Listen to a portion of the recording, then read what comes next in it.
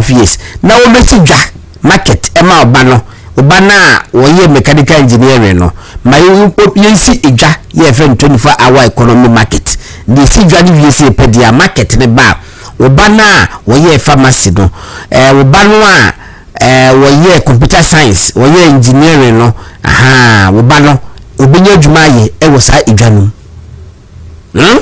sa person mama eka wose say adwuma nkwara mantema ba we enyanye wo magane no it's because of the absence or lack of 24-hour market e wo Ghana enti no yebedi eho enkomo na enkomo bi koso wa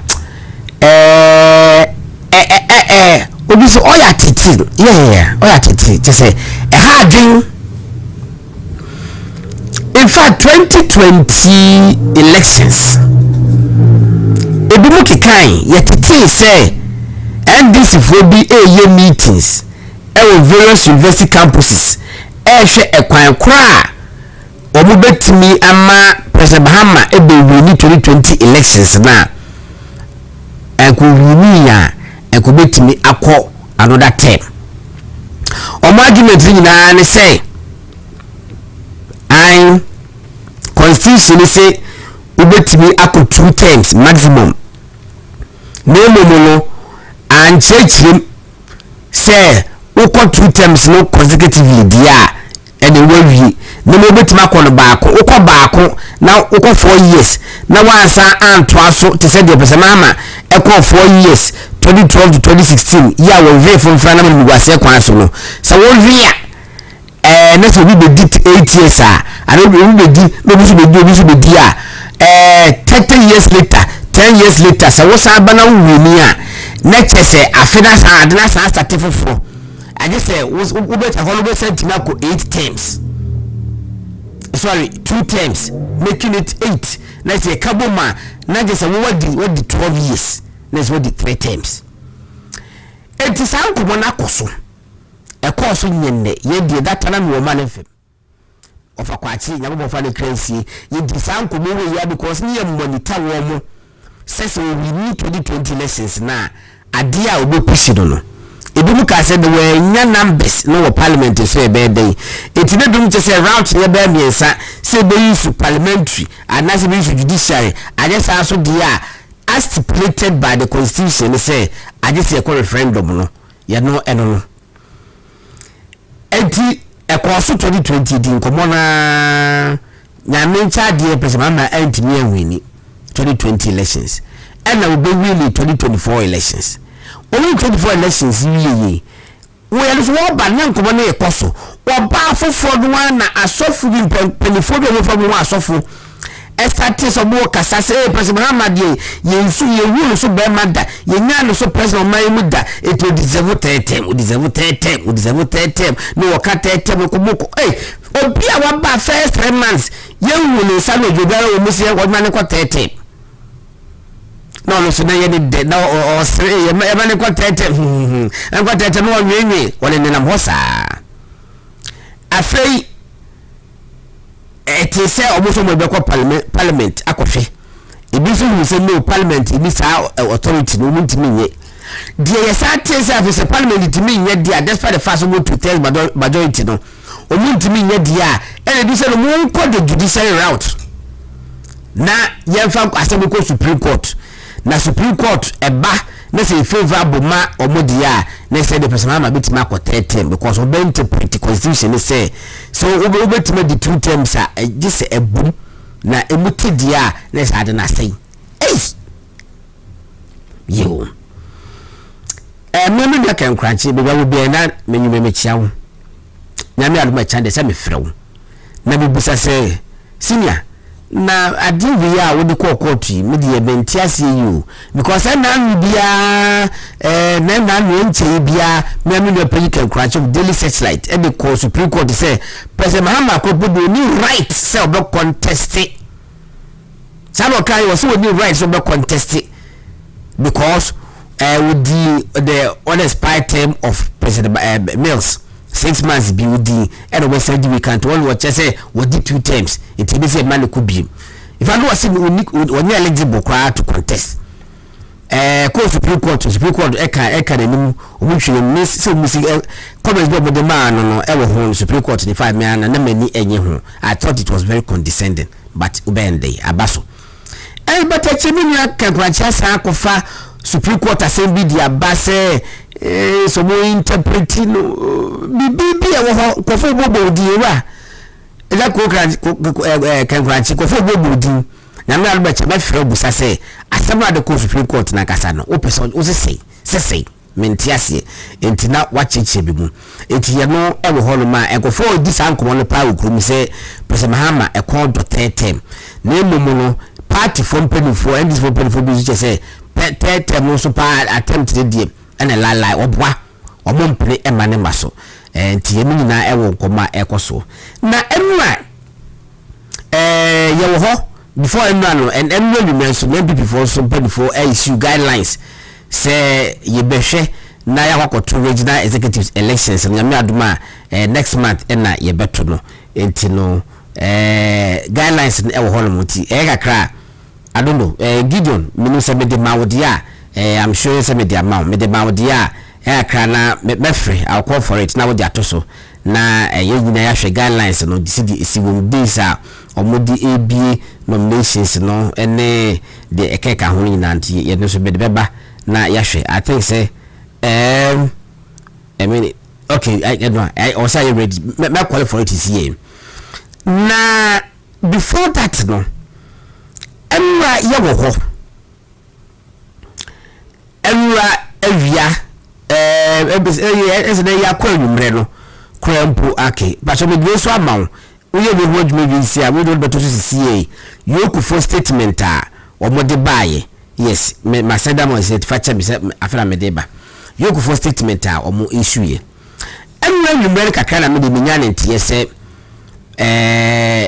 nwa de mesi aboaje yese yoku for ache no me de hu for me tesa no na me ka say prank ye bia madam for this ni bi kwa na draw my attention and obo bi a wajiri di se wo de ato ne Facebook de me nkohwe ko share ampane no kure na busabusam onu me na aso no obo confirm che say yes ya Dennis.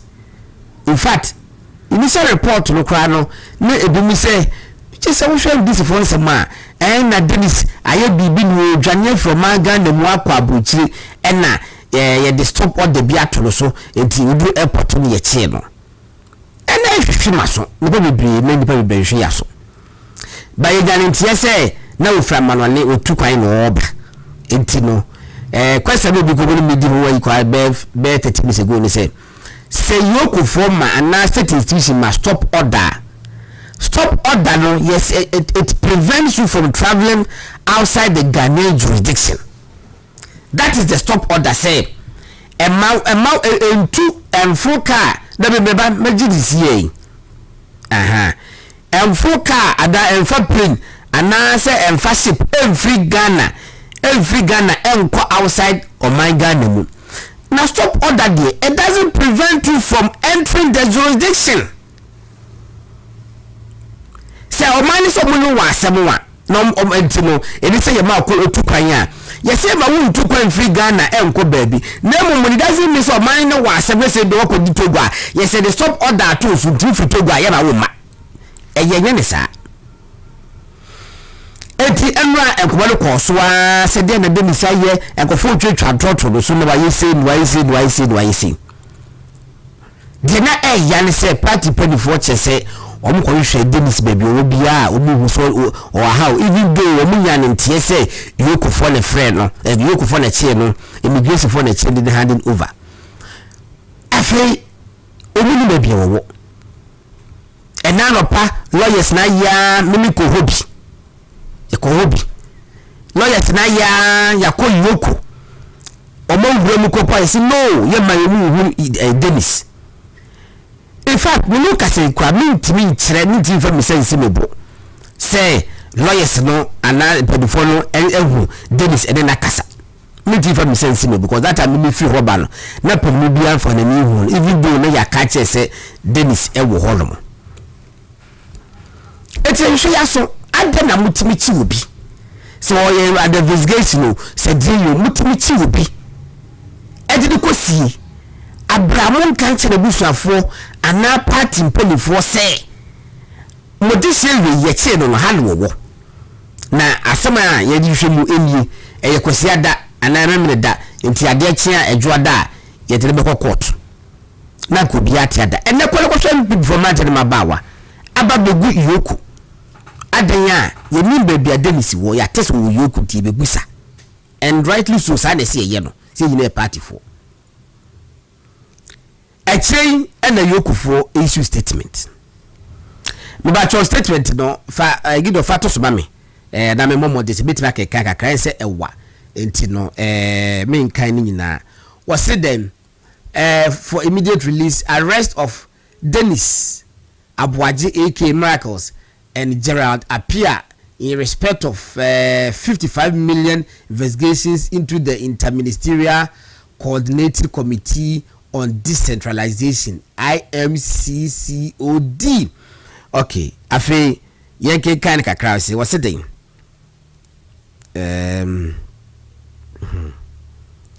what's it Yoko knows that no except medical 37 my minister was it the Economic and Organized Crime Office wishes to inform the general public that it has arrested Mr. Dennis Edward Abuaji, former of so in connection with ongoing investigations into alleged financial and procurement related irregularities at the secretariat. The arrest follows extensive investigations commenced by Yoko after receiving a petition from the current executive secretary of IMCOD requesting further investigation into a forensic audit conducted into the affairs of the secretariat covering the period from 1st August 2022 to 2nd February 2025. Yanko.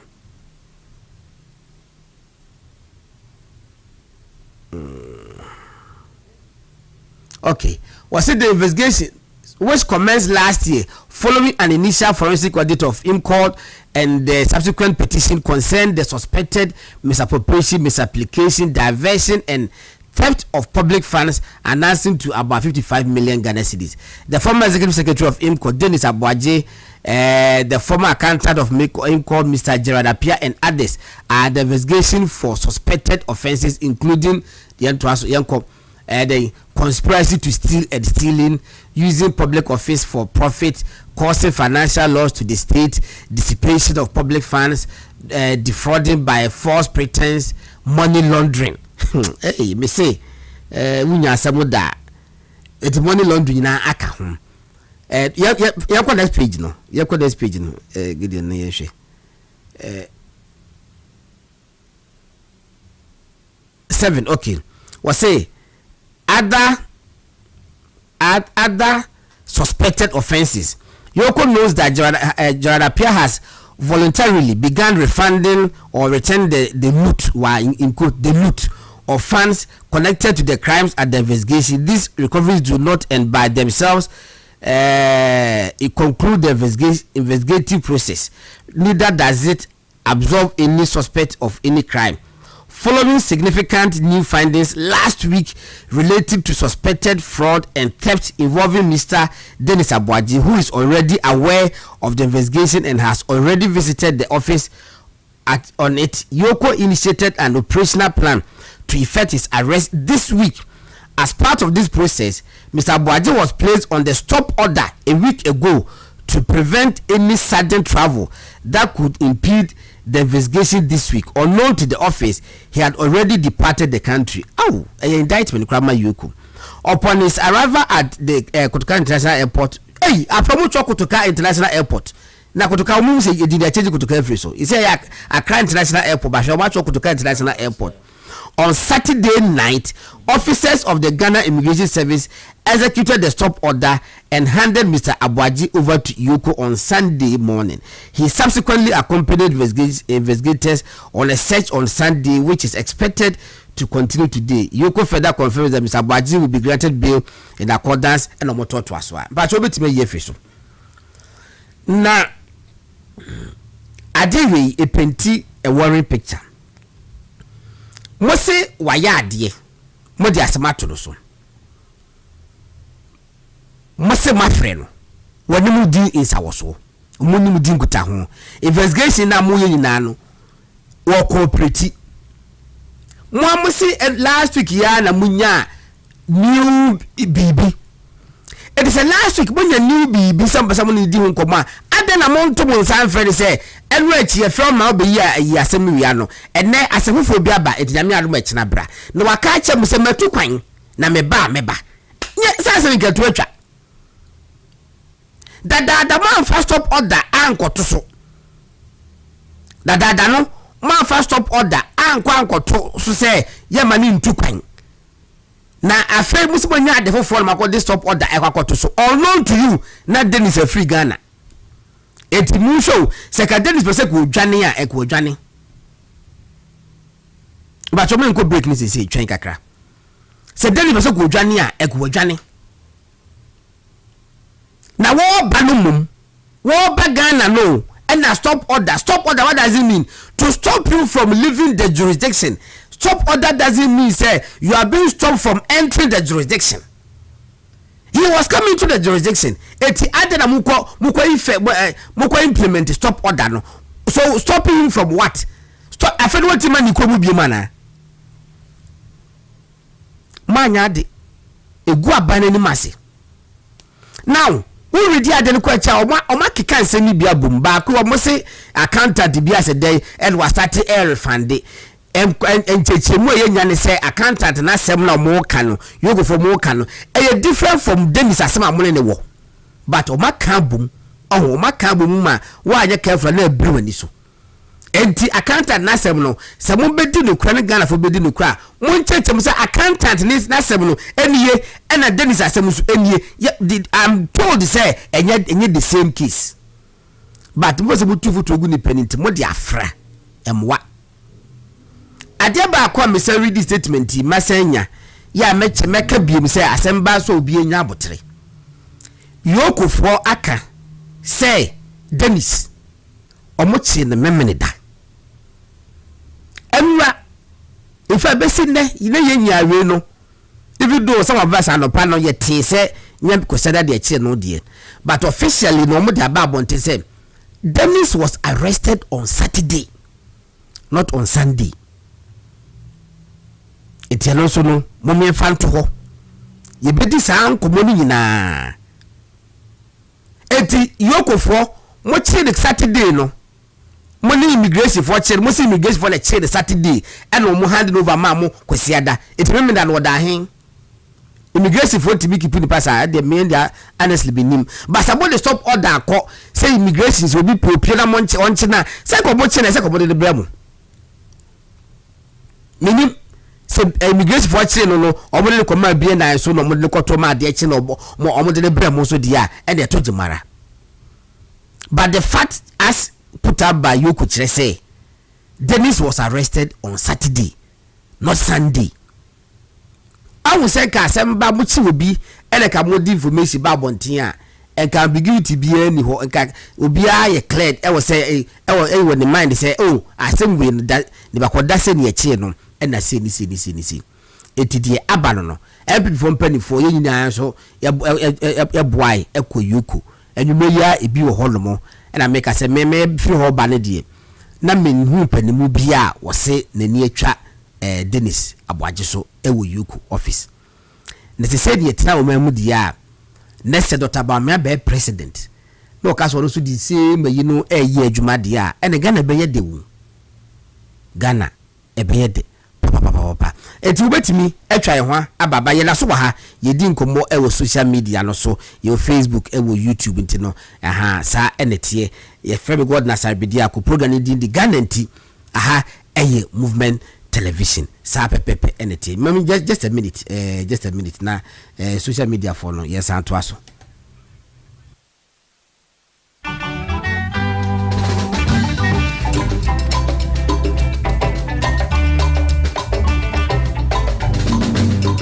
so bring me baby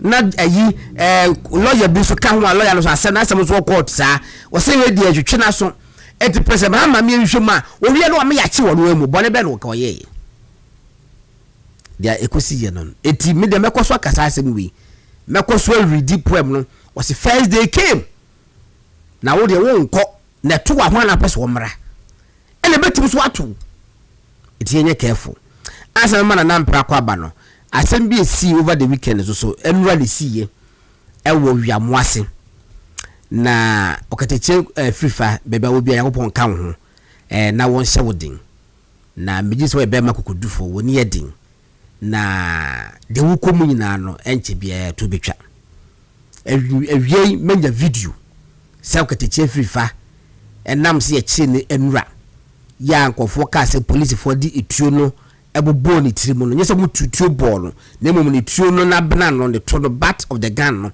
omo de bu ntima ni ti papai disamba hwa videos bi by na koteche fifa obi amsi no si dress kama na so na tade ni komu nyina na ayefi sene ni nyina eye moja ewo de be hunti asobrache e bi mu eye yenti ye party ye koto aba party mpanifo se haide taboato so mamo nto aba wo ho kwabra ne se chenchina ameto aba lo enti no yakọ obakoto aba no amomo so kwa omko se omko 7 injunction se die yo minim sa fine details no but the yebe ho answer police for echi wo mo and I call back and forth sa omo prepare no ene ye na ba kofa no chi se afiye pam ni tiri no wo hweda pampa mu katecha pampa mu apai toko da ho kese ya ye besre mo ye nyina ye MPP fo ye niema mum ye hwe ye nye niema e de ni munyam ebebre party no na de ni munyam bebre o man no so to kateche be wo bia no speedy recovery be woti wo pampa mu asisi ya pai ho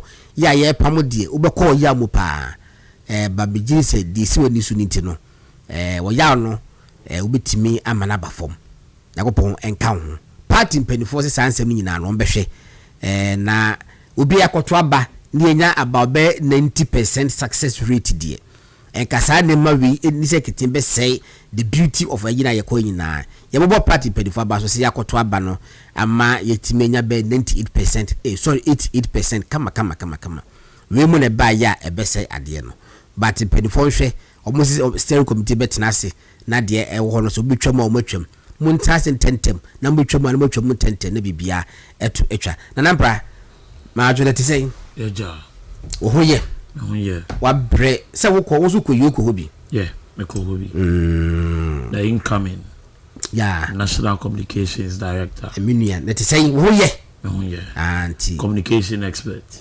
political affairs director na what expert marketing expert the Gordon Asare-Bediako presence send ya na ubuku so na ubuku me tro no hol make ai you woman say da bi be ba ho but yen call e ka be telephone lines no ni ye din ko bo ye ni ko fo mi ba se be from okay ye musa ye ho Saturday Sunday conduct of constituency elections na te say e na wan so no na no me da do me redo krata kakra so ha say wo so na ka wo ko se be man si so ma sa no ham we de wasi so ma wo ye tu eduachi kwa na wa fe na wo hen ha na wo san wachi be ma 30 gram te say e den e na wo contest wo san ye na mum no sa hwe general picture Saturday Sunday conduct yenko okay Gordon minia you woman say internal elections, constituency elections, I think so for a while now. The party now konopa. Because the government then some or permit some person be executives of the new patriotic party share from other constituencies. Certain elections in the core here. Oman now me executives that do more. Even so at the so for them. I think the MPP has done a great job. I will show more just few constituencies being here all HS and getting issues internal issues from these various constituencies. Constituencies maybe a high court injunction. Unlawful removal of people from the polling station executive album. I know, one of the reasons is currently there been more issues of injunction o hwe be bia ye bobo e bi ni mo prepare omo a this same issue say na come fa some ne ba it is a party ni akono ye nkofo bebre they say you better associate you with the New Patriotic Party. Yeah. So the whole position in the New Patriotic Party. And so this elections is quite nice and your party no akono pa. Na dey ba ko me di many two forms me hu ya ne say we mebunu no so show so much interest. Okay. You see most of the executives are youth. As a youth obi o my only 40 year. Aye. Be 28, late 28, 29, 31, 32, 34, 35. Youth, gonna show interest. Yeah, the youngest chairman. We are young women or more than constituency women organizers.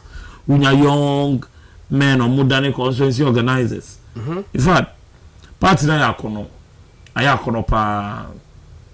But coming to the issue of withdrawing from the contest, yes. Yeah, don't say you are withdrawing. You didn't do a ballot paper, so yes, I are withdraw. Okay. Now, you only say party, you say be out here penny for. Okay. So we are man yourself now. You now co him here. Penny for one so okay. When the issues of injunction is surrounded. Yeah, your constituency, and then people who say no, and then I say injunctions and then your money now, we money now, we beg money at dear, oh dear, and how who be breed. Why, okay, German and call, okay, baby, and I do say, and it's here penny for now. Party, so Bibi Saraba, the only thing you do is to write to the elections. Constituency elections committee to mature to them, and I may notify the chairman of the constituency elections committee, which is a national rep. Okay. Come down from Poyambo, they want to come down. Okay. And a rep. So I had a conversation. Me asked me apart. So I had a conversation with him, and I was like, "Oh, no, I can't say." So we just had to let it go. Now, party, the way I akono. Among Kofubebre, near Bressa, they want to hold positions in the party. We are just praying, sir. Delegate or Mupoma will be a want to be near Jumano. You got on your positions, you young for okay. Resourceful and minds, ready some best serve. They want to serve the people at the constituency level and serve the party at general. If you know, why are there? See, taking it very serious. Yes, my one people in 7 years. Sana yeni almost and the workers. My wasn't 7 years. Sana yes, when people for your customer, one people in 7 years. Yeah. And people in 7 years, 7 years or more. It's 7 years or more. I dare wouldn't say to win, and compare on some percent we here. Yeah. Just because it be a more level be a woo and I say, ye power over the electoral college. It will be so bulldoze way into it now. Yeah, we are partying a man to snew baby corner on Peswaso. Sadly, I will say most of the executives, be put into consideration. Now say or person or two as well. Why you were the first one. Udi ye and okay near what bear your position in a few be eduma. Jatu on and you bet me I am ye. Na party into me fan into my pen from man someone who said chinchina over the year juan because a way sir party na wood in a bro. Yeah, and that's what we keep telling them. But we can't because every one of compile police station executive album ni electoral area coordinating committee album no combine no ntino of course a don album ni muncho be call maybe a delegates no very sharp no. Odi obromo meje but omu wi o meto aba ma omu mbechi ma ya adwuma no maybe asumi so bintin na dimi shey mu nti ono na me wo yi ma allegiance to no edo so no eno na obe hu say your competent people o beti ma ya adwuma no so ni akoto ni zombi ni edi so your ni ato na ama omu any team no na team na win your afo be wi eche no ye the communication officer come obi a ono nya communicator. Yeah, the secretary come obi a church mpo o organize files. Yeah, the organizer come obi a only experience or only organizational skills be or lucky organizational skill. Yeah, the youth organizer come be with the who do need to remember when you are ultimately commanding mebunu. And only the problem back where I was as a party, you know, ye sanyo money for near the more organizer come be a or no mammy penny or was San Obia Krayaka, national born or dream. Nana, me was a good idea, you be betos or fly be betos, fattest be my shot idea. Nan. I was here issue statement today. Issue statement and then message Mukaka say effective today I'm suspending all activities of my campaign devoting my platform to securing the freedom of Dennis Miracles Abuaji God Asare-Bediako the issue statement na ubetimi every so the quality here say we yon ko da na da so aba say the say me campaign so aba say the Matias na makobi o makwan PP delegate bi wono ma maybe I may 10 minutes and then back over spend me 10 minutes. But first 6 minutes in the we boost I said then ekoso e we yoku. They did this accept that because say no ye day I feel that big change na ubusame so is incumbent on me to explain. Yeah.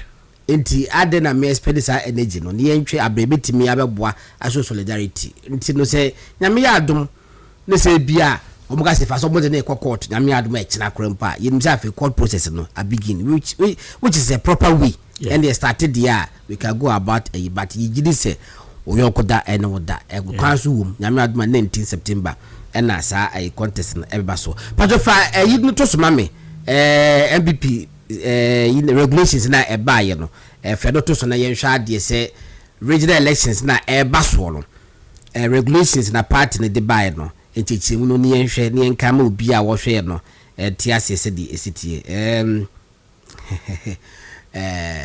okay. What the two sword that machine. Okay. Mati. And yeah, isa. It's in order. And Gideon, Fatos Mami, why? Me de send them mouse say one san can ya. So one san can my mention. I mean, me starting read what I said no. But I think so one second. Na me starting in read what I said no na. Said the bia yen twen emete for entwen ye enchesa de me patriotic party de no me try say maybe and was it okay into any was it July 12 update on regional executive elections was it pursuant to article 9 of the party constitution as amended.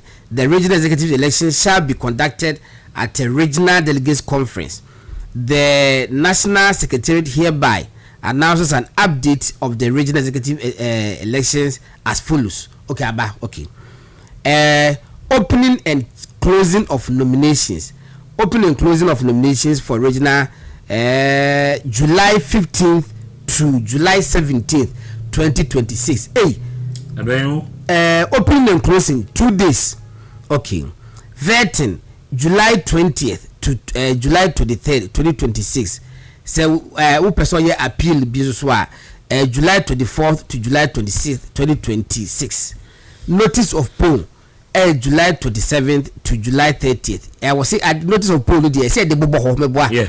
I said the board notice board so mo bia we say one man ye kwato mo so aban omunie. Yeah. Then elections August 15th to August 16th, 2026 as amended by the National Steering Committee. And was a regional elections committee is directed to submit the following list to the National Secretary by Monday, July 13th. That which is today. One representative appointed by the Regional Executive Council, one rep of the party regional parliamentary caucus, chairman of the Regional Council of Elders, chairman of the Regional Council of Patrons, regional research and election officer, and then regional IT officer. I was the National Party shall appoint the chairman and the secretary to the Regional Elections Committee. Eligibility and qualification. A person shall not be eligible to contest in the regional executive elections unless he or she satisfies all the following conditions. A registered party member in the region where he or she intends to contest, member in good standing, must have paid membership dues at least in the past year. The candidate must reside in, hail from, and vote in the region. Demonstrate active party membership in the region for at least 2 years must not have forfeited his membership. In the case of a regional secretary, the applicant must have at least a degree or higher qualification. Regional secretary must have at least a degree or higher qualification. 4. While any member of the regional elections committee intends to contest the regional elections, the regional executive committee shall appoint a replacement for him or her on the elections committee. The regional elections committee shall be responsible for the vetting of all aspirants and the conduct of the regional elections. Appeals nomination forms shall be acquired from the regional elections committee or at the regional secretariat at the following cost: regional chairman 10,000, vice chairperson 8,000, all other positions 5,000.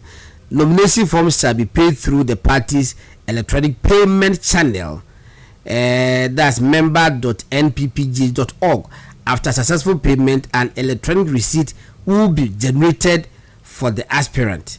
And na akoswa appeals also ewo and na etwaso was it the contested positions include: A.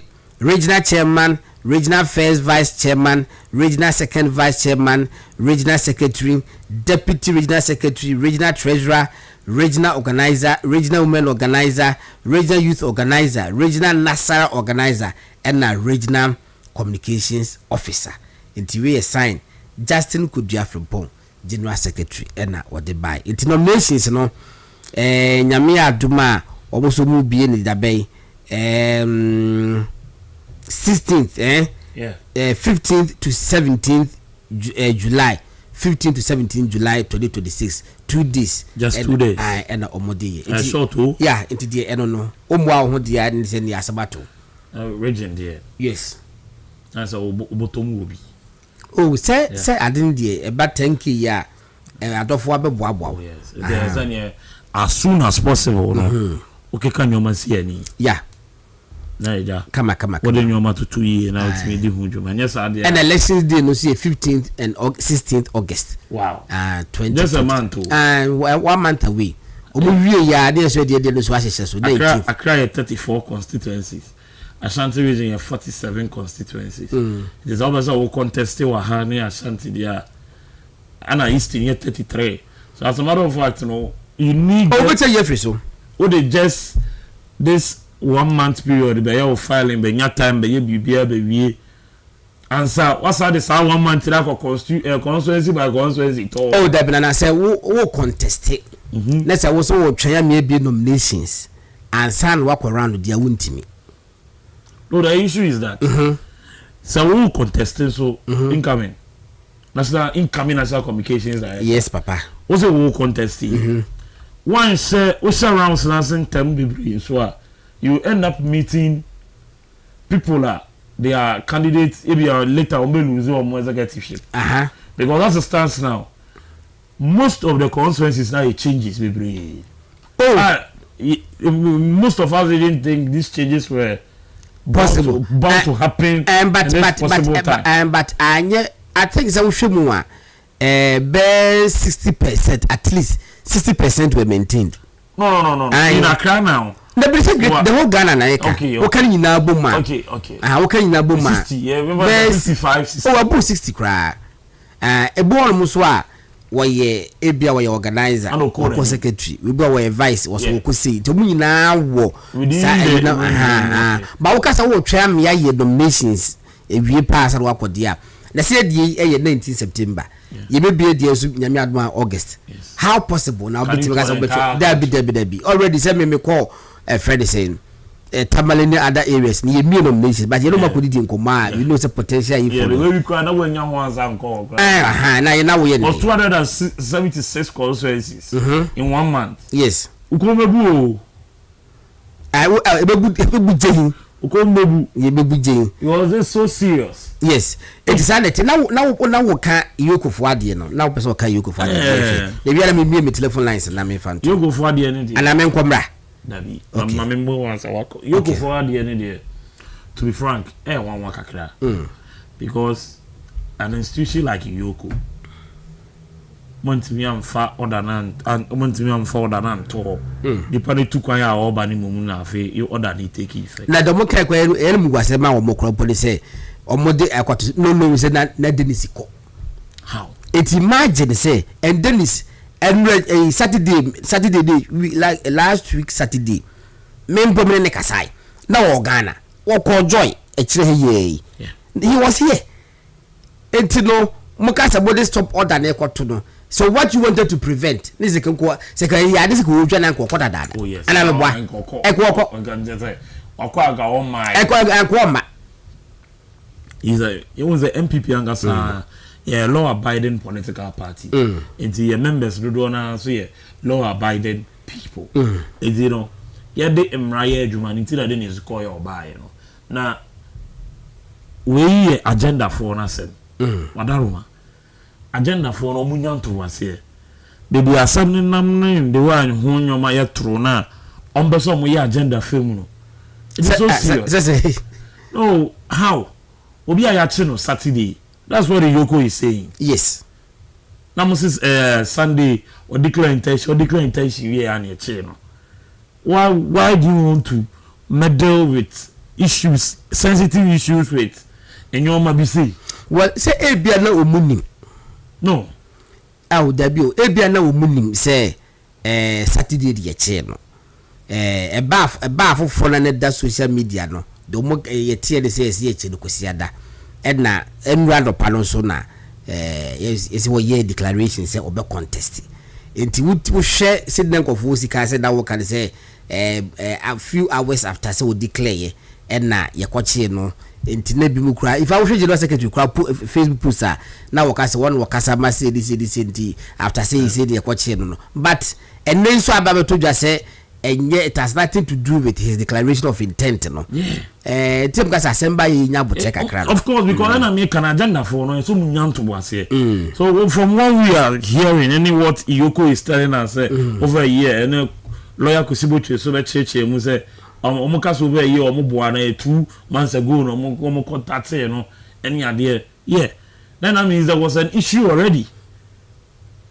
The fact we are trying to establish is that there was an existing issue which is not now. For them to be meddling this issue with certain agendas you know yes as a say that public you know when you do that you start losing attention. But this issue it needs more attention because you have more issue attention in here. What will happen is that you diagram as a fire say and you make us agenda for no umunyanto was here no form agenda in tunchen kakra no more focus on the issue at hand because and then I will commend you for putting your campaign on hold to support a brother, your fellow patriot, and this is the kind of healthy competition that the MPP has always championed in this country. And as a matter of fact, what's national was the way you went about it, the way you went there to show solidarity, and you were even advocating, say you want to see your brother. Of course, that is how politics should be. And not because agenda for one day, Roma, Omunyanto was here because.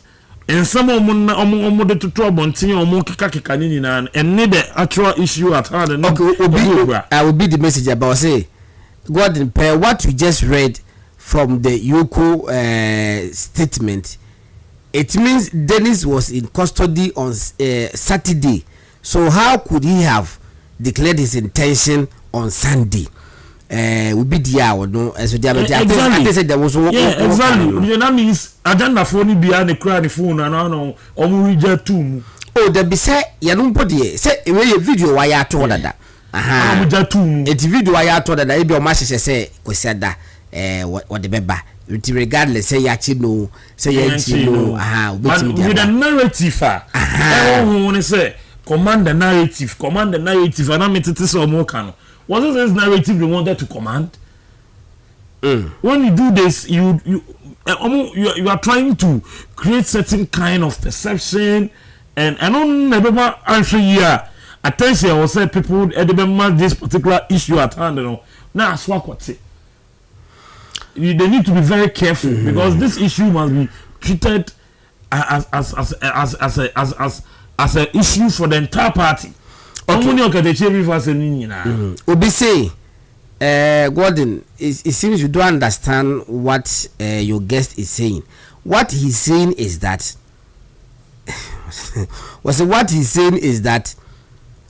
Dennis was arrested on Saturday. He declared on Sunday, and then hours later, we read on Facebook that a few hours after he had declared his intention, Yoko arrested him. How? And that is a bad narrative. Yes. And it's a lie. So allow the gentleman to explain so that you understand where he is coming from.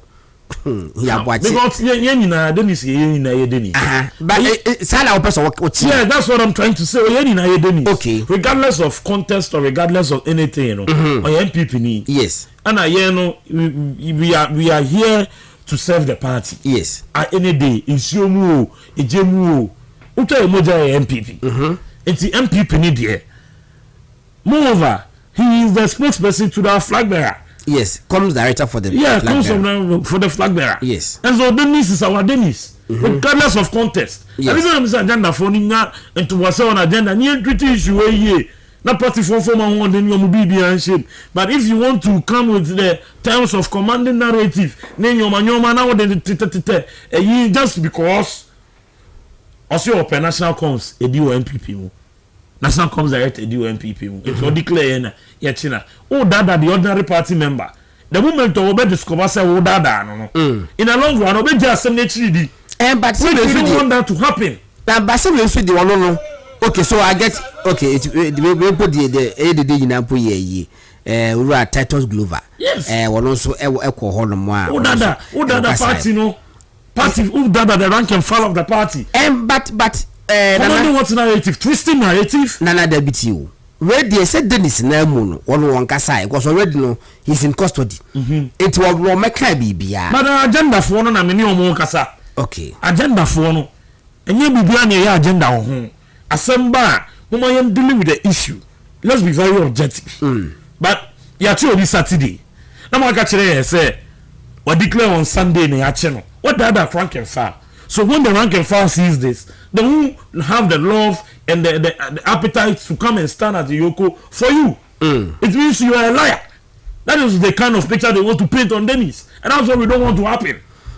Well, Minyesho said a bad picture on be painted on him, but ABR and conform more a Kasai they spoke too early, linking his arrest to his earlier declaration of intent. Your power much was now because rank and file rank and file regardless the news contest. Dennis is a member of the New Patriotic Party. Of course. He's a party member to the core. And they will show up for him. But in trueness and some be saying in Amhua, not more twisting narrative near there. What happens is that Mama Party for no don't know more one so say 100 November, we go to 220. And we don't want that to happen. Because this issue is an issue I will say Obiade ni hujim.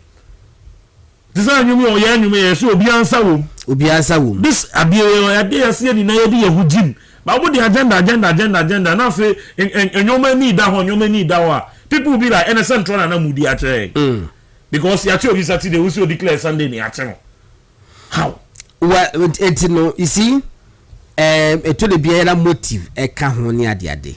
Yeah, a better say be put in the proper perspective. Per diaba bontin say per yoku for statement omo diaba ya ubia encounter say enye no kore no yoku for say echi dey Saturday meboa.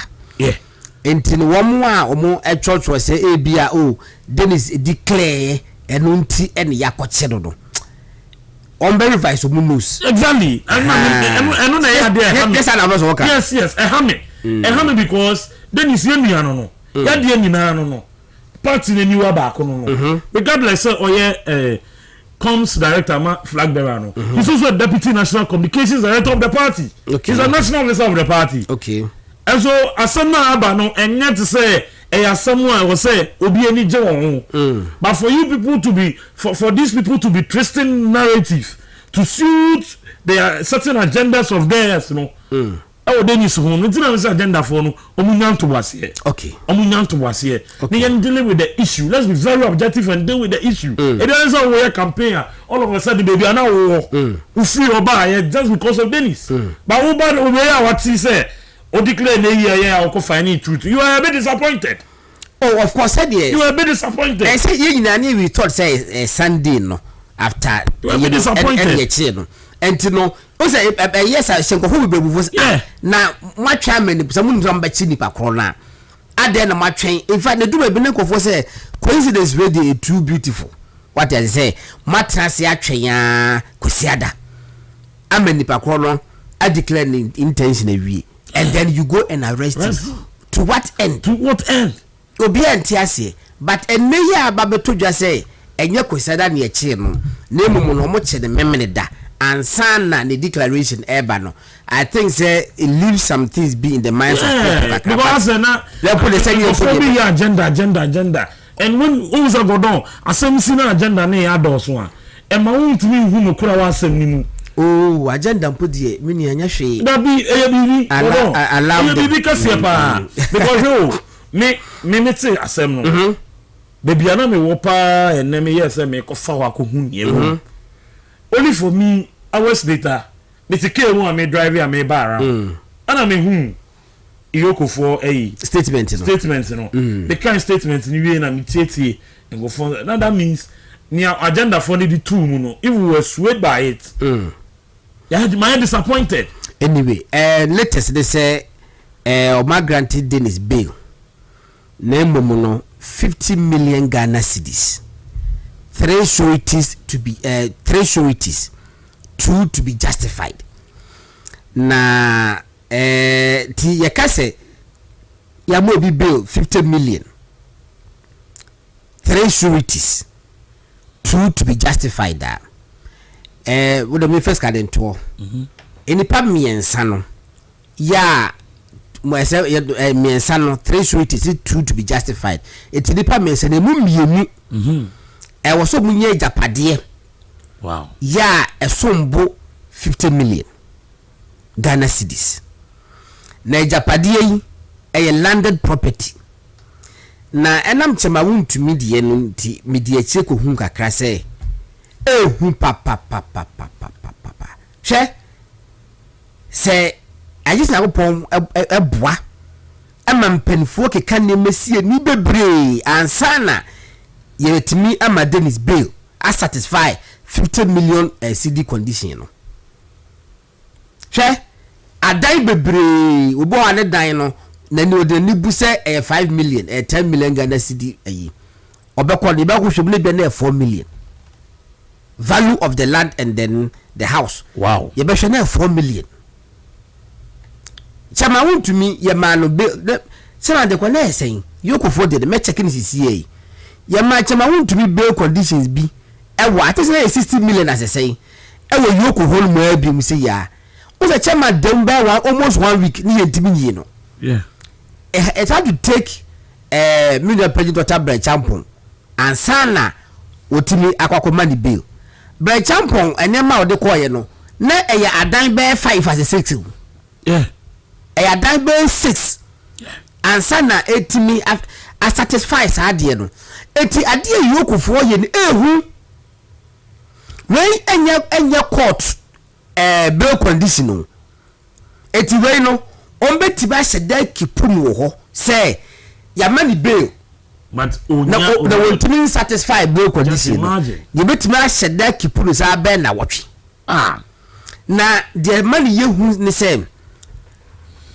wo dan ba ko na se dan ba dan ye 10 million Ghana cedi worth AESL for and so boko evaluation na Fred say last commission for so authenticated documents ni nyina na AESL for wo dan no worth 10 million na omoji fee valuating the first valuing the, property no omobeji I think 0.5% of the total value of a property.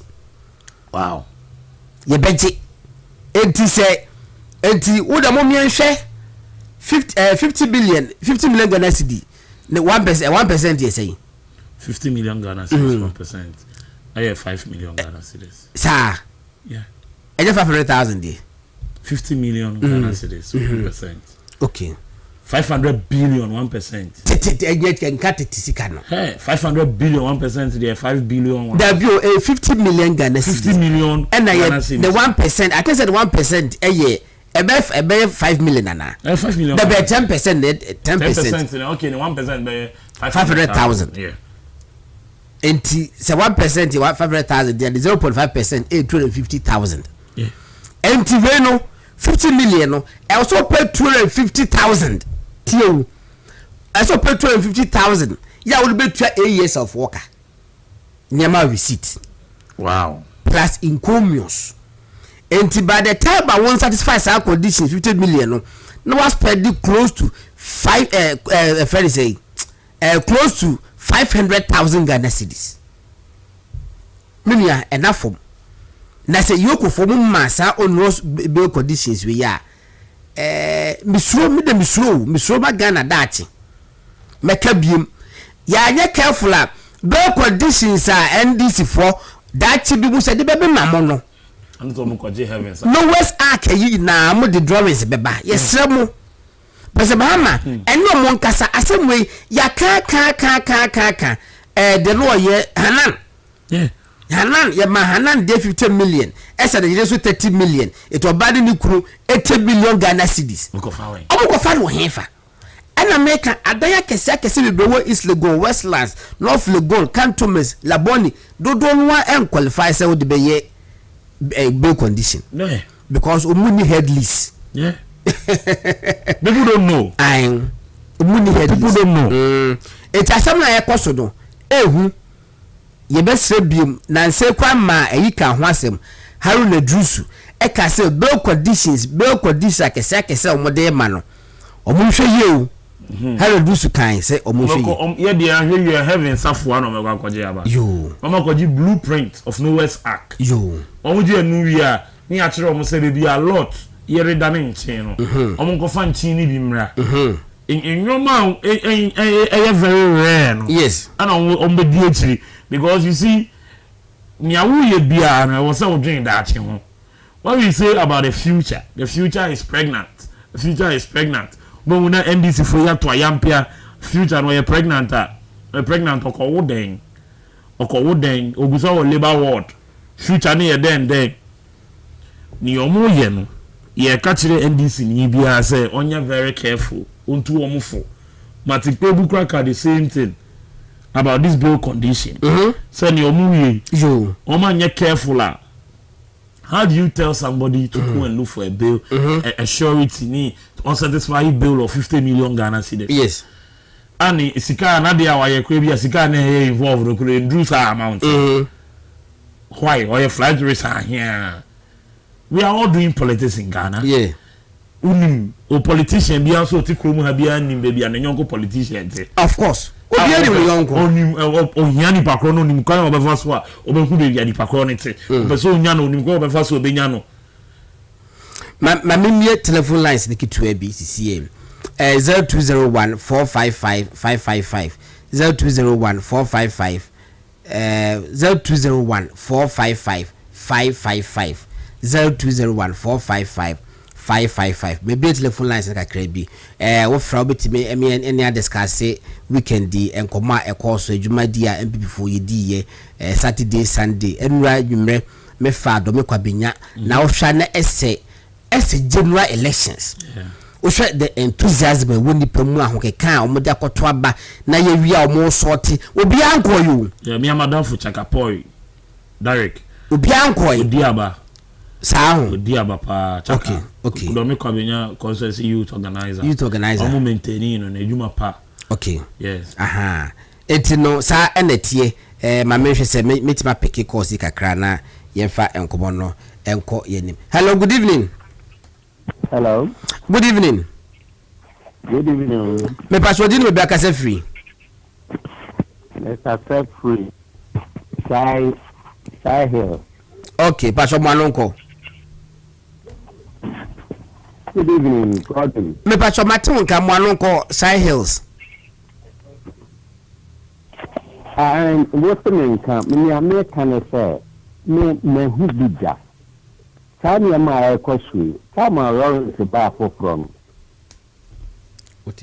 Some are rolling to buy. You who are a city.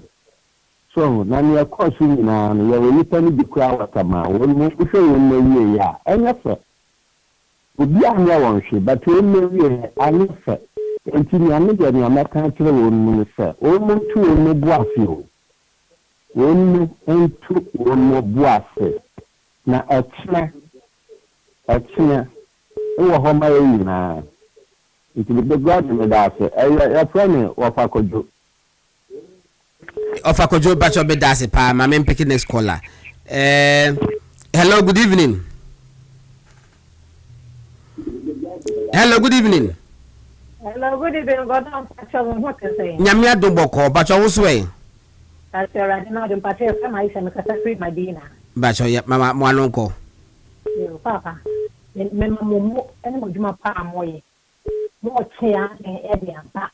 The air cost swap and call for and these folks that say you don't any air cost. Into which that draw your attention. I'm up for that attention. It's free your way and all. Now, I say, I can't work out and do not see where say. Just say, young man, what is it for mono? But then the past and then see mono. To the move for 24-hour economy. So, so that's how it was. I want to think it's a little bit of more. You don't know what it's saying now. More now, and I must say, also, that is Ghana for Argent Air Force. If you say, you see your baby, you the papa will go more quite in second size. Oh, could you see it? And also, and this for you. So much terrible. I'm afraid of more in here. Name of Nanko, never ever. Me pacho me so me da se pass do de aba mobile no mine titi kama kama se do bia eye no no udi ni baba akase fi. Hello, good evening. Hello, good evening, God. Pacho di baba akase fi. Me kasa fi. Hello. Pacho me te won kati mo anu ko wai. Okay, you know my question.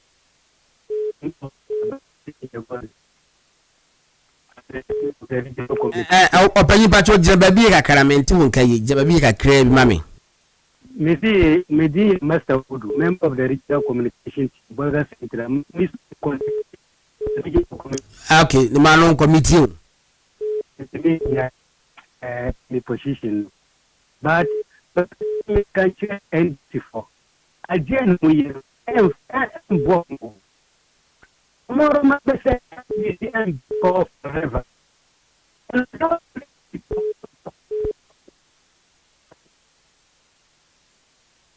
Hello, good evening. Hello, good evening. Madam, Uvana, told what I You buying? I told chief, and you take the latter view, Goshi. Go on.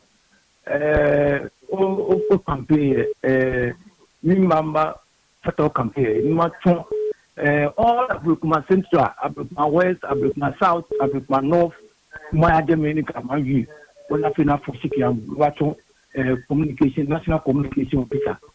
Go, coffee one picture say, radio can live in my TV, my mom. One picture say, food then. And no, you Papa, one in your okay. School fee, Belly, don't Ghana be banana me school, the various schools are quite a year. I feel more with him, I feel more about him in here. It can handle me. Well, I can gonna be about me. I've been a conquer school course on you, and you be miracle by you, let the share me. You be project to foot and even the share me, or one I'm told I'm killing them. Romaka, I cannot speak. Ghana for Ghana for normally. A demand you want penny a share bottle of bag yet a diamond Ghana for them here. So near also, I would see a Ghana for whom you can share like bill, you can share water bill, like bill up. Let Ghana for you to mind and now on one penny and Ghana for a moon to go. Medasi, Medasi. Sipa. Yedasi posters bi bia ye ready a ye de be ma na wa ye adwuma ma area ho nyina kama nyakopon eshaw ma me call next caller so na ye hwe ma me hwe bi sin. Hello, good evening. Evening. Kasa free. Hello. Udini me kasa free. Pacho, me free, me kasa free Kofodia asokore. Me damasini adwuma pa mo ye. Me din di befi. Mano befi. Boni America ne say. Ti say echi a omo chichi MPP for no. Omo chichi MPP for no. Se emerese sa na se ye ba amamu a omo ge na MPP for mpani for no echi obi a omo abegina aka say na mi nuani mo fa se ni madam for bani. Sa de no wo abeye sa no. Mebu no ni bre be bre so no because ni omo ye na nye we ni to aba ma omo se am chichi nkofo. Omo hwe so no omo nya djuma ese Ghana fo nya. Ti mi damase. Me dasi pa Mr. Befi me dasi so I need to tell me. And hello, good evening. Hello, good evening.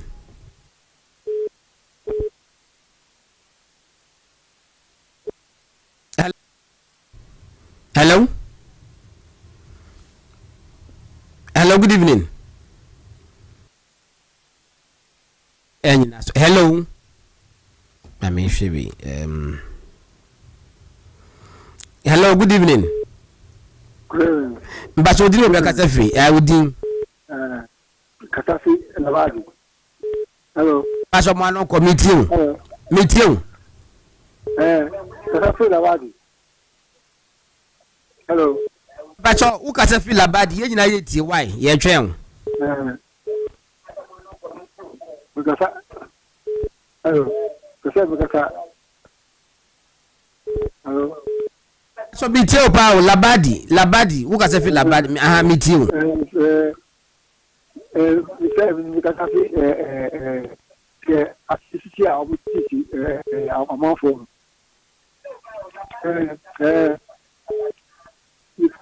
the mama only the Gagana for the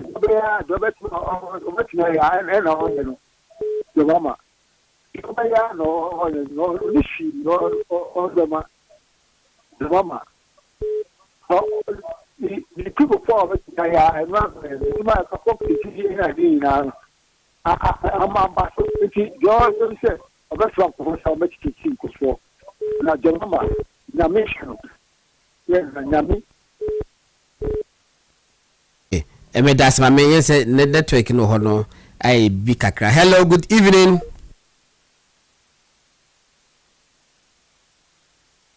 Hello, good evening. Hello, but what was what line also?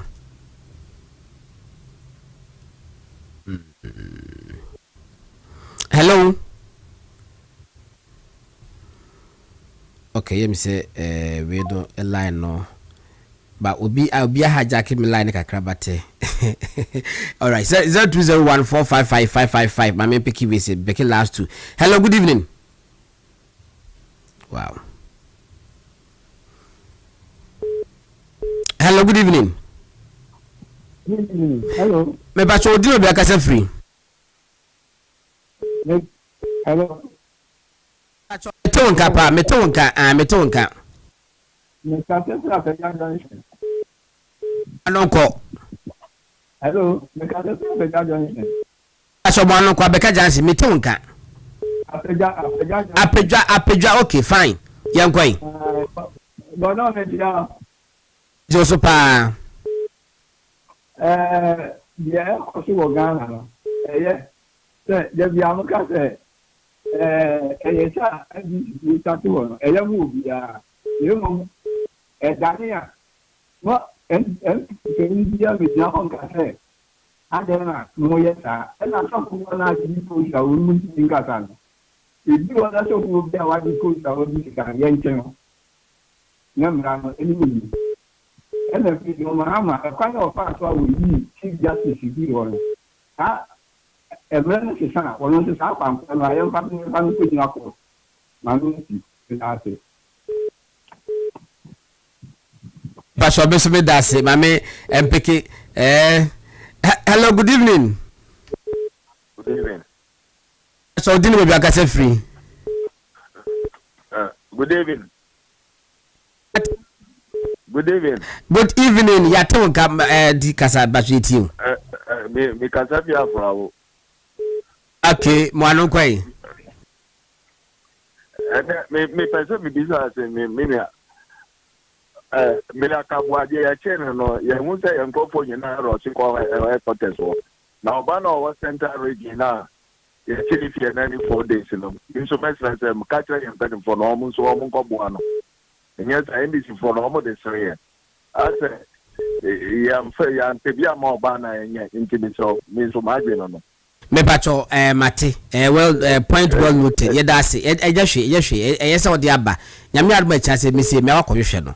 Nyame adoma chame akohwehwe. Don't worry. Always so far we bia wa ba bia asemasi bia no mpedifo se e bi ko pa won si ya motwi anko krompa mpedifo be pe lawyer for amane se omo hwe no mon ka asem to de bibia be kama. Why? Ma me hwe last caller na me pick. Hello, good evening. Hello, good evening. But so didn't be like free. Brother, a friend, Jonathan, you do. In Asare-Bediako question at the central. Okay, I am a member of regional community team. Now, we come in Babe Dream Bar, Abojuma, Ama, with me communication aspect because before we do my deal. From Oman FM, media of the Kubia, with me the information the man communicate especially. No dia the corridor sana the TV so with you information there with man na media ko. Did say the two about na uba. Ube to me information no one pass point be pass communicators no menya training be training wo. That's me uba ebe training communicators no mo si hu bi a mo corridor TV so o to me kan then stream on for ten now we am I it's in go over so we back be doing for ten na we do and the woman say the company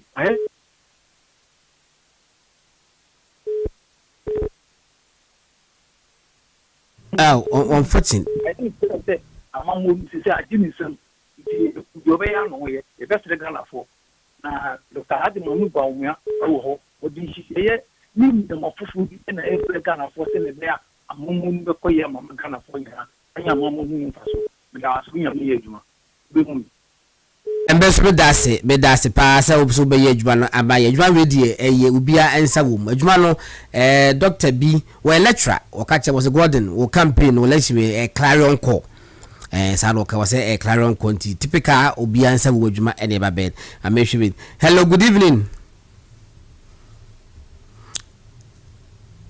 Hello, good evening. Good evening. Some green cow. But so udiro bia ka free. Y2K. Rodon. Y2K. Hey, Sawala, some from call. Hey, Y2K. Na na be na wo frɛ me tim ka che. Oh, man saying Adri. I foreign affairs, I passport office, Accra Park. Director of NDC tax or component portal may fraud up the information you from now. I the case in the scene, Deputy Minister for Foreign Affairs Yahweh in movie. Nigerian, this year America say NDC when they believe in you there. Nyama tantan all Kodwa Ghana han. Next election, when I go to Wafad we now will include the foreigners. And that's I'm talking to you now. When you be over some of the foreigners, Ghana card, and count that foreigner, over $150 or $200, no. Why you have my foreigners in our Ghanaians? The meaning in agenda you there 2028 election. The Munko Fina what for Obama. But I'm telling you, them commercial foreigners go Ghanaian, born and bred Ghanaian. Onya 25 years. On to drive commercial car. But me no ka say Fulani funa besi Fulani wa from Gaga for Bukrom hey. Abochi for Bukrom hey. I'm telling you what you bragia offer nyimpa 5 to that taxi. Some of them are minor, be by 12 years. Na Fulani besi wa friend that Gaga wini no all true bragia. The Moko funi now one way or the other. Obo right and Ghana register. God on I mean uhunu Yoko ho. Me, I don't believe in that. Give them people power. na ya kada ayi ya de security be da agor ya da mankrofo a wa meme MPP opad wakafa IGP a otum arrest MPP MC arrest MP regional minister na IGP otsebo no de jidina manankasa no ho no only intent do oboboa MPP was so zero and the MPP ba power they be pay him back for a ministry of agric one spokesperson say you go Samuel Hunto hono not net radio do net TV no kare akufo ko wu na aye dan such a rat na ye agric minister and spokesperson atma say na sia baba power they be pay him back there what is there when they are here they because when you say go for start we and this far why demonstration na ye che one time what kind of demonstration go for yi o quotidian and this they pay back near by the papa ya che one left and right there when they on the appropriate lawyers mu go to face one because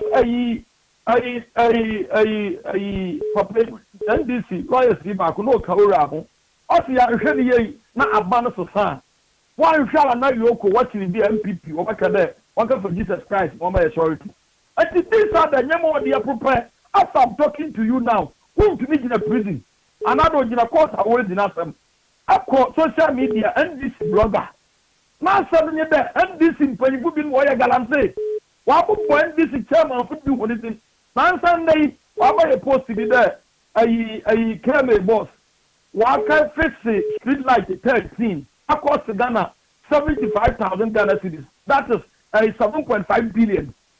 That blogger was from Sako, Umaru Sako, something. And some other can. As I'm talking to you now, won't be in a court. For forest in our way to building. Forest now I came from. And this year back to know, not seeing him there by the pay her back. Now, President Tom Kaye, I brought from manners, small boys in the Nipper when you see what I will do, me. Not ever pay back there. Won't be a complaint. One part of Nippon and Coupon Fan Quantan. None people getting your money, younger power. Younger power, we will pay them back. Why to get Yakasa December Mao in Novtabo Cabino? Yamian by Chayankasa. Why, maybe not the answer. Why? It's not my channel. Yankasa. Why 2K? Anyway, all right, what you can I'm telling can I mean pick a last caller. Hello, good evening. Hello? Good evening, Kadon. Why? Good evening. Evening, we deal with Rebecca free. But I said my time, I can say, come and say, put on about. Yeah, I'm quite. So, and I do the bomb family of Tabamba Blomia. Say, I'm a model who find now 2028, 2029 on the Ghana Penny. Now, Kadon, I remember you cause what each constituency. I am Madam Emilia Ankoma, Member of Parliament, NDC. Now, all the constituency and BTB I'm saying at the last 2 weeks, many about could be told Shuma, the prayer you. Now, often would prove, I'm saying, they're now often on. Hold on. It is so much put and I'm now, that I'm saying there, I changed some more crap. The man can amount the Amazon as a man can, a bear cardiac, the minister who will be able to enter into. Hold on. Mate, Medasi, Intini, you bet you better near the home and go to the course in a BCS no more, many bad now would be, or was would miss a meeting kind, not to make a be. Metaseka crack. Now be so one, William spokesperson, I. Nti ye call rounds with greater Accra there now be manager obo michi dom na ko be bia ye kan omo de omo kan no muso dia face o mama me na hefan was say your network is for the show is very bad network no anything who shares Facebook and YouTube na wunya na you may have to check your ankasa network because hard there is a dem kama nti ba cho sa show network ni bim e bia na Ebia said this no. Obi say I like the way you've conducted yourself. Our prayers are with you. Pacho yeda sakopon entonsupa enguso. Okay. okay obi say anyway nana eti issues no end the whole no arrest no yibusa say president Mahama say chia wachi dipe wo mre na senka ebetimi ehunhuna MPP for say yenka yasem city a eka nipa be 20 ya chomu so far there senka enko bi aboto of course ade ba ko say this phone hu so mu nye yen MPP for yeni aden mom fine show mutum da say akrachi for the yeni nya den o krachi ni ani nya den da she enya say akrachi for yeni nya den yeni aden na the woman say you per due process of course you respecting rule of law you law abiding citizens young members of the New Patriotic Party if our reforms papa o kromani na MPP from translucent edeba from opaque to translucent edeba transparent yen MPP yen democracy yen yetiase yen ya jojo democracy na ye bedu be yedui aye na NDC ni ma say ya chew NDC na ngomu ni ya chew ayo NDC aban party a yeti from revolutionary route omu ni ya chew omu ni ya chew but atutu say na no mu ni ndi but MPP yen ya guide omu na no who the use of state institutions over the prosecution yes it is an omu suansa de na omu follow the book the book in constitution you know what the constitution says and no na so budi echi na so omu ye omo say they be say ya no be corner the future is indeed pregnant na Y2K can same be obenimi di sankomo wen I think somewhere last week was it okotakwa takwa side hall na we be so confirm actually was what Y2K said about the influx of foreigners is very true omo some baby bebre obi friend from takwa was it said the opie takwa abonti see a foreigners no hall no and na omo register Ghana card just imagine and I'm so Ghana card no there were foreigners there wo and we Ghana there we dey do register for foreigners was it debi when the near home not less than 5 you more foreigners so Ghana card wa ko Ghana card it is hard dey ye besre empanifo enhwe see something say something say something Ghana card no ye omumienu foreigners wo mo card and a Ghana for so yes ye wo ye card Tech Bridge University College for omo na dijumedi ebre omo afa ehon ka omo se ben kan che wo say the school na ye kono ye kusua dia ba be ye adwuma wan kusua dia me adwuma straight away a Mahama ebisi dwuma ma wo say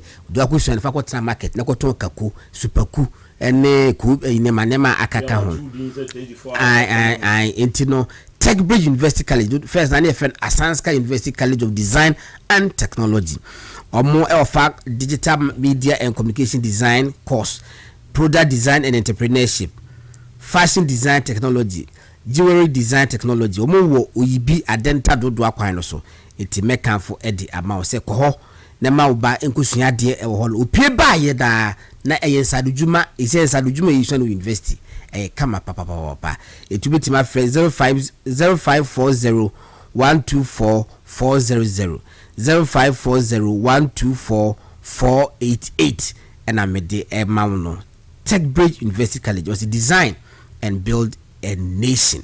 Tech Bridge for na omode ebreye na Cement Vita herbal mixture and capsules so se usisi yawo wo hemfa na yawo se yare bia ba fe de sciatica no so no nyasem keto akra general bodily pains nyina no anase wuntimi waluma to na wuntimi ni dia ana mema omo weak erection ni nyina no pacho omo se kwaje Cement Vita herbal mixture and capsules naturally boadwuma boadwuma na represent mema nyina kama 0244 718557 0241 604 702 gastro mesa and menso plus mesa pacho media abroad nature's medics and this and eba say stomach ulcer so typhoid fever who did na ya diarrhea and how did na check so kwaje sa enura mekanfo ma we kwaje gastro mesa na enua ma no so de ene eja yesi fe no menso plus mixture eduru bosumi na wie yes de bosumi na sha se wo de ba na hawa obi ate wonka kwaji menso plus mixture na menstrual pains nyina no intim infuse so prostate plus mixture bema prostate enlargement otajo so basa pacho ye kanfo prostate plus mixture ene edi amako o kan si drug lane Repast Ventures na Naboache Heba Watema Committee 1 Equus Pharmacy Ashama main station in the House of Drugs and also Ewala Pass. Over to 0248778899 0248778899 Chocho Heba Industries Limited. Omo the Chocho skincare products aba. Na skincare products ni bini Chocho Heba soup, Chocho Heba cream, Chocho Royal gel, Chocho hand and food cream, Chocho skin toner, Chocho hair products, and a Chocho bar. Kojibi. Suhuma ya ne yen na efe na ye kama ne brand no so die ene nyase nketo akra. Wenti omo social media TikTok, Instagram, and Facebook. Tabia takum emema nyina Supreme Court judge favorable one wabano. What the assembly die de bia udi for. Patrick said the Supreme Court judge obi di wasem na man favorable for the tabia takum emema nkoa edrunti. Tabia takum kasi tabia takum o se be me bia eye takum menchechirim we be man na asim se won tia said ya they be make you deserve what you are going through. Aye, tabia takum me so ye favorable Supreme Court judge. High sense and the ababontino televisions, refrigerators and air conditions ni nyina ebi e wo holomo gas cookers, washing machines, smartphones and never be e wo holomo electronics in the boost ho say chapo make for high sense for the amount omo isle gon e wo kisim na chemata mall north industrial area Accra Opera Square Tudu Dansoma La Paz West Hill Mall omo Kumasi City Mall Kumasi Edum omo post office Tafo Taloso Mankesim Takwa de Takwa Obuasi Kuforidua hohoi sunyane techiman tamale ni nyina no omo ehom high sense na je mutima 5-year warranty enyasa nketwa entibe kanfo edi amount bia na se dijwede ni nyina eba ewiye entibia de dijwede ni nyina eba ewiye gido bacho memawo ayibi me send fly bi de mawo se me send se by dia hwe ne fato so ba me hwe na fatos mame we me de beto so na enra kofo ye kofo say Gordon o be kwa bruchi de ne no be kwara msi campaign ya haya ne mu first camera mu de say be kwa bruchi de mu ba pedi echi eti o se campaign ye no e wo say MPP for so bi o diaspora enti MPP diaspora for ne de krata command penny for say pese no muso edi enkombo na enti eni enti God for comes director no a loading no say a load this afena de pump ba enti you are touching base with MPP in the diaspora and no MPP for so many countries ewa abuchira I say it touch base Togo bi wo ho Ivory Coast bi wo ho Senegal ebi wo Israel ebi wo Australia kwantenten enso no nyina no ye be hwe ne yetu ho anamon o mo ne se no mudi nkomo e online ye be se course ye course so no ye be ko de no nyina akokodi enkomo because diaspora for no chale e ho no se wuti se mu ayese nyame adoma next this month ya lo mo so e to baba atenso be to baba be 25th or mo e ko no enti mu wia ne start no mu edi enkomo enkakrakra enti diaspora for no look out for us ye no be di enkomo ye gidi se communication of MPP no said ni mu no esakra na baby ya babedru no esi ehwe baby free bani si de si behwe ase ene si de bi si di akoyenim enkofo bebre ta aka se na ya say obetie si na MPP for na media for them pay asem and then this wakobo muska na buya se na MPP for ise mo muska ni bi it's about relationship ye ne o ma ni ni ye besi ne kra ye ne mu ni ye etini ye ba ne abinum bedi nkoma sa nkomo nyina no ye beka amomu nyina ate eda no bi gusa se na God nsema wo ka bebrebe se wo ba obe se na we ne ye sense no waka champion na mesin patro from krenkre to kran ade bi o mitrim bia na maka champion da na enema eka ho e wo communication ma yedi ncho e wo 2024 elections no na mencha de me ko eyi ho Professor Michael Kwe committee ni me koi me ne sentrofo bibre ekoi esema na ese meka edin na ese me bobo me bodin nyina na eye in the ways of the party ni say ye ni akwakoye ya de na yemfa report no ebeto abonten na second report no ebeto abonten ena nkomu hu nkofo di a me bobo mu a kabu se wabonte ahwe ka montia wo mo o cha so ahwe ka wonye so cause nipa die bone nipa adie bone meka asa na masore so say obi bia obeka che wo say 2024 elections na communication and some na the bia na kai to use some by resources President Nana Ado Danko Akufo-Addo